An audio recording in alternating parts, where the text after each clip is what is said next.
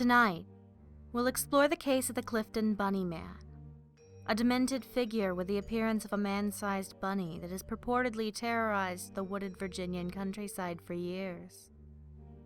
It's an unsettling story that blurs the line between unexplained phenomena, urban legend, unsolved crime, and the paranormal.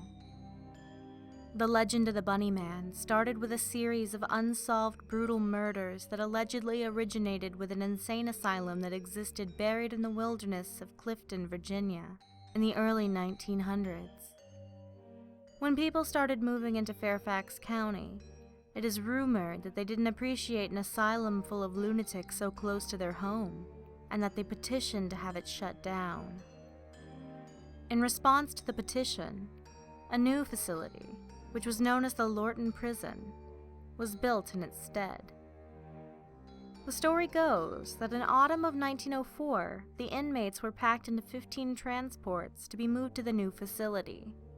It is said that sometime during the journey to Lorton Prison, the driver of one of the vehicles violently swerved for the purpose of avoiding something in the road, and the vehicle careened into the dark wilderness. Most of the inmates aboard, including the driver, were killed in the crash, but some survived and escaped into the surrounding landscape, using the veil of night as a means of escape. The next day, the police went to work scouring the area to hunt down the escaped patients. After an exhaustive and intensive manhunt that lasted for months, the authorities are said to have apprehended all but 2 of the estimated 10 convicts that had escaped: Douglas J. Griffin and Marcus A. Walster. Later on, police and locals both claimed that they had found numerous mutilated carcasses of rabbits, some hanging from trees, others which had been partially dismembered or had the skins completely removed. They were half-eaten, found amidst scattered rabbit body parts. Police would go on to find the body of Walster hanging under a bridge along the railroad tracks at Colchester Road, with a knife-like tool fashioned from a sharp rock blade and a branch handle in its death grip. Allegedly, there was a note attached to the dead man's foot which read, "You'll never find me no matter how hard you try." Signed, the Bunny Man. The police now knew the fate of one of the escaped lunatics, but the other was still on the loose, somewhere in the wilderness. As the police searched for Griffin, they continued to find the mutilated, half-eaten corpses of skinned rabbits scattered about, which they assumed had been killed by the escaped convict.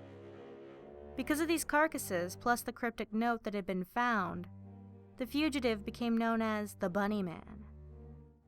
By April 7th, 1905, after an intensive search of the wilderness, the police gave up on the manhunt for the Bunny Man, considering him to be dead or long gone.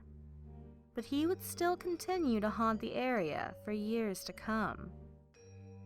Supposedly, on Halloween night of 1905, a group of teenagers went to the Colchester overpass near Clifton, Virginia, which was now known as the Bunny Man Bridge, the very one from which Walster's lifeless corpse had been found hanging before.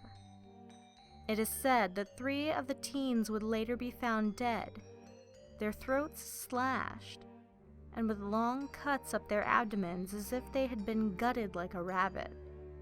On Halloween of 1906, the Bunny Man seemed to have struck again. This time, 7 teenagers were gathered under the bridge. However, a young woman by the name of Adrienne Hatala was still spooked by the stories and kept her distance. According to her statement, there was a dim light which approached the bridge, followed by a blindingly bright flash emanating from under it around midnight, after which she could hear the anguished screams of her companions wafting towards her through the chilly night air. She went running to investigate and discovered the bodies of her friends hanging under the bridge, mutilated in a similar manner to the teens that had been found the previous Halloween. According to the story, She would apparently eventually be charged with the murders and locked away in a mental institution. More murders would take place in the following years. In 1913, 1949, and again in 1976, the bodies of several teenagers were reportedly discovered, hanging under the bridge, murdered and mutilated in a similar and brutal manner. Investigations into the killings turned up fruitless. During this time frame, a series of strange sightings were starting to be noted around the area. Reports indicated an adult-sized person wandering the wilderness near the Bunnyman Bridge, dressed in some kind of rabbit outfit, often reported as wielding an axe or long knife, and often vandalizing property or threatening people. The figure was also seen in surrounding areas as far as Maryland and the District of Columbia. Two bizarre accounts of the Bunnyman surfaced in 1970. The first incident occurred on October 19, 1970, when an Air Force Academy cadet by the name of Bob Bennett was allegedly with his fiancée and parked his car on Guinea Road in Burke, Virginia. It was at this time that they noticed a white figure moving outside the vehicle. Moments later, the front window was destroyed and an ominous voice warned, "You're on private property and I have your tag number." The horrified couple sped away, and as they screamed down the road, they noticed a small hatchet on the floor of the car. When questioned later by the police, Bennett would insist to both police and his superiors at the Air Force Base that the attacker had been wearing a full bunny suit. As ridiculous as the story sounded, Bennett would continue to insist it was true long after the incident occurred. Just 2 weeks after the Bennett incident, the infamous Bunnyman struck again. Paul Phillips, a private security guard for a construction company, reported that he had seen a man-sized rabbit in front of a construction site. When approached by Phillips, the rabbit was reported to have said, "All you people trespass around here. If you don't get out of here, I'm going to bust you on your head." After which, it started to furiously hack away at the unoccupied house with an axe.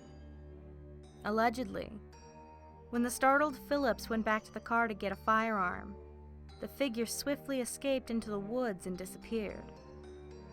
After that, reports started to come in of a man-sized bunny roaming the night near the Colchester overpass, harassing or even attacking people who dared to venture there. In total, nearly 50 such reports were logged by witnesses claiming to have seen or been confronted by the Bunnyman. The pattern that the figure followed was always eerily consistent, with couples and cars accounting for most of the reports, most of them mentioning the use of a hatchet or axe of some sort, and all describing the same bunny costume attire. The Bunnyman was also said to have a predisposition for vandalizing homes and buildings in the area. A variety of mysterious unsolved murders around the area were also attributed to the Bunnyman, although this is a hazy connection that lacks any definitive reports or evidence to link the man in a bunny costume to any of the crimes. Newspapers and TV shows also featured the strange tale of the Bunnyman, mostly referring to the Bennett case. Additional reports of a maniac dressed as a bunny prowling around the area got so numerous that the tale of the Bunnyman began to slowly form into somewhat of an urban legend, especially among teenagers out on Halloween night. One such account allegedly occurred in 1987, when a young woman by the name of Janet Charletier was out with 4 of her friends on Halloween. Janet didn't really believe all of the stories regarding the Bunnyman legend, but at around midnight, she reports that there was a sudden flash of bright light under the bridge, and she felt that she had been cut on her chest. During her attempt to escape, she allegedly hit her head into something hanging there, presumably a body. The story goes that she knocked herself unconscious on the hanging body, and when she woke up, she found that she had been bleeding and that her hair had turned white. Such stories around the Colchester overpass are so notorious that it is still known to many as the Bunnyman Bridge.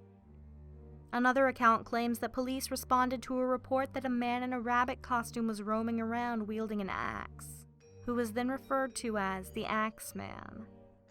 All police investigations into these sightings came up cold, and without any reliable leads or evidence, the story started to take on its urban legend status. Tales such as these have since combined themselves into a full explanation of what supposedly happens at the bridge. The legend goes that if one visits the bridge around midnight, especially on Halloween, then the spirit of the Bunny Man will kill them, gut them, and hang them under the bridge.